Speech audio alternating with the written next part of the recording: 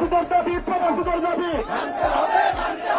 সিন্ডিকেটের জালে হাত ভেঙে দাও, গুড়িয়ে দাও, গুড়িয়ে দাও।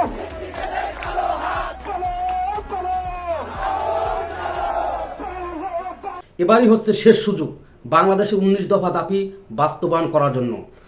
বাংলাদেশে বিভিন্ন জেলা উপজেলায় যেভাবে মানববন্ধন শুরু হচ্ছে, প্রত্যেকটা প্রবাসীর ফ্যামিলিকে বলবো, যে প্রবাসী দেশে আছেন তাদেরকে অনুরোধ করব যে এবারই শেষ সুযোগ হচ্ছে বাংলাদেশের 19 দফা প্রবাসীদের দাবি বাস্তবায়ন করার।